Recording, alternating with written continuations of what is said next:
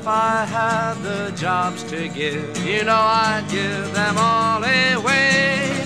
So in terms of overall effectiveness of the movement, how much of a blow has it been when the camps are dismantled, and how important is it, or not important in your opinion, to reestablish those camps? Oh, sorry. Reestablishing the camps. So the question was, how much of a blow has it been when the camps are dismantled? And then how important is it to reestablish the camps? If you have a hard time hearing, there are lots of open seats in the front row. Yeah, I'm just saying. So I can speak to that. Yeah. So Could you do a mic check? I think the really important issue when talking about the camp is it wasn't just an opportunity for us to sit out of the system and acknowledge what is wrong with it, which it definitely was that. I mean, people came there and we just collectively complained about a failing system. That was the start of Justin Herman Plaza camp, right? But that camp was also a place for the most disenfranchised people in this system to go and receive social services that their government hasn't been able to provide, right? So we had a lot of homeless people living in our camps. In San Francisco alone, 10,000 homeless people, 32,000 vacant units. Why are they on the street? Why do we as occupiers have to provide the services they need?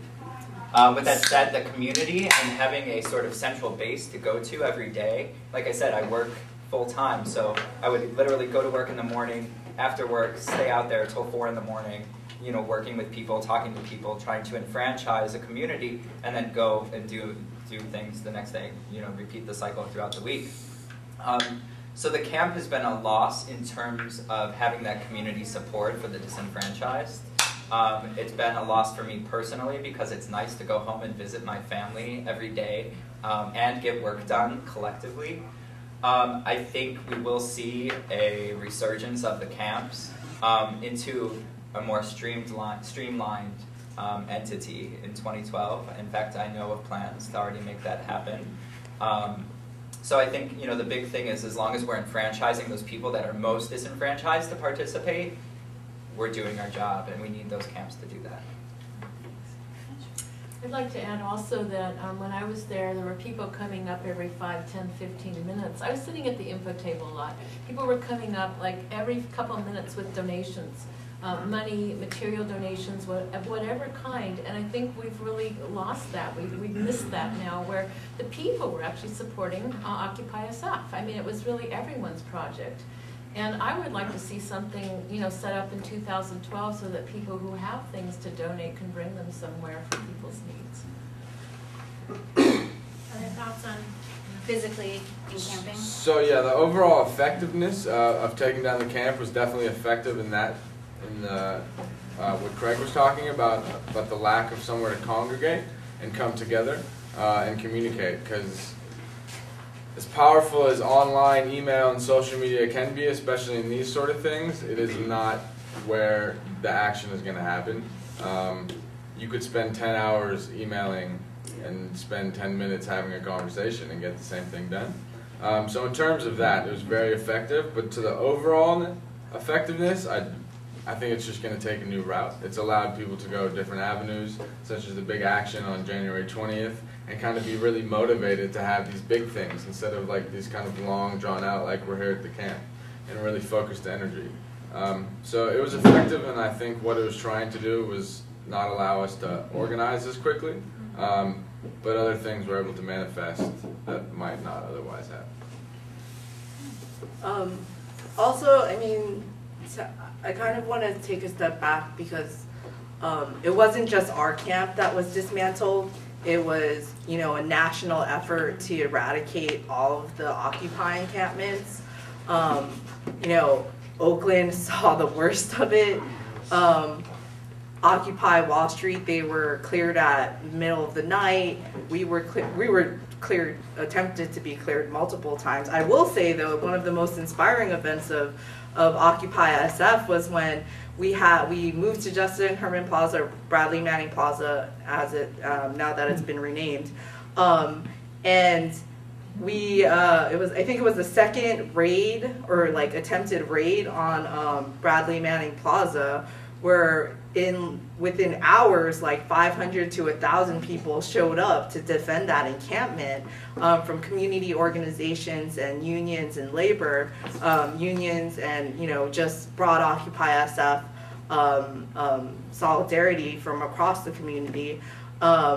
And it was like one of the most inspiring moments of my life, because I've never seen that type of solidarity before. So it's kind of interesting how a camp can bring that out in such people. I mean, it's Occupy and the encampments put together, and it brings this out. But I say this because there's a reason why they decided to dismantle all of our camps. They tried to push back the movement and make sure that we weren't able to politically organize.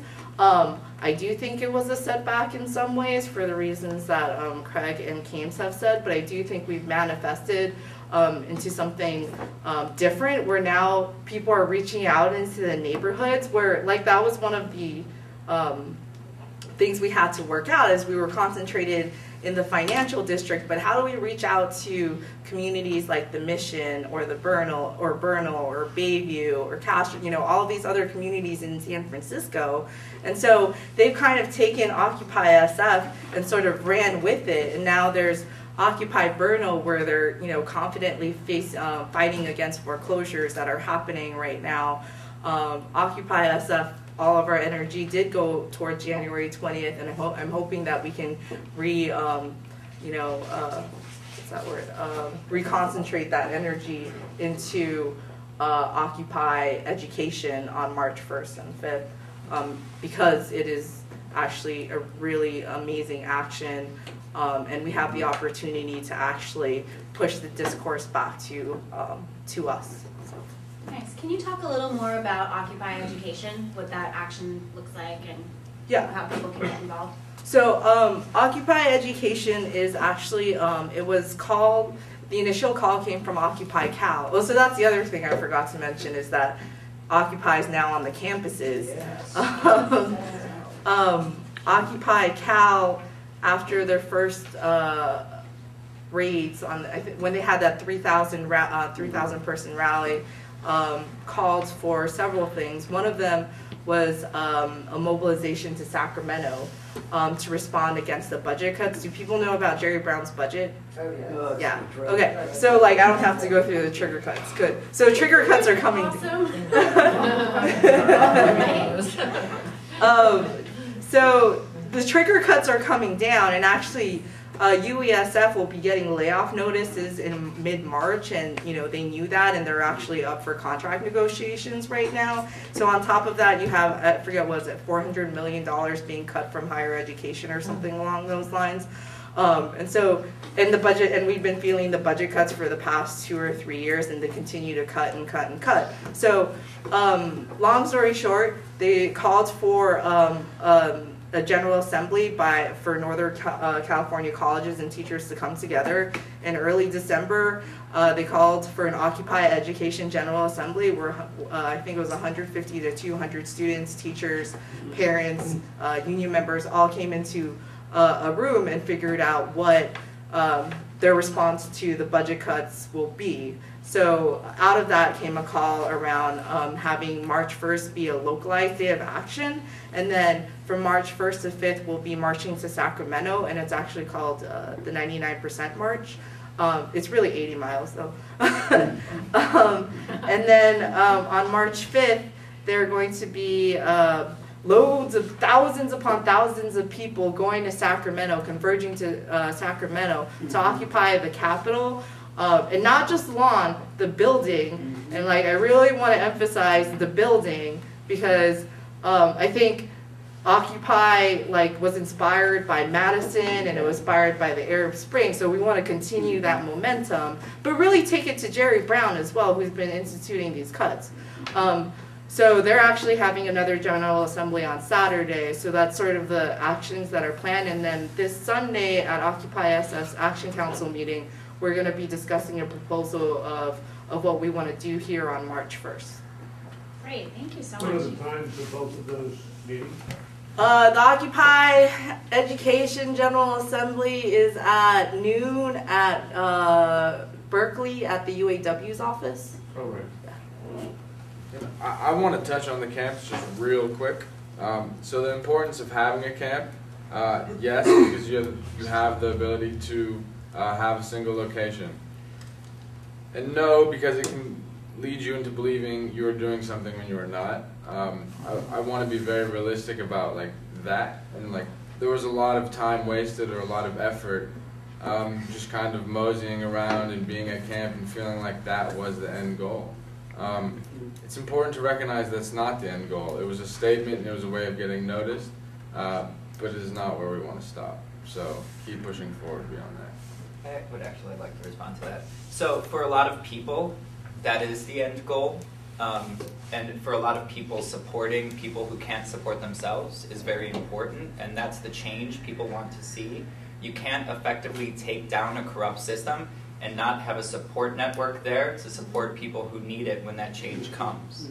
How else do you have a revolution if you don't have a support network to save people when the revolution comes? So I think a lot of people were orienting themselves around how do we take care of each other.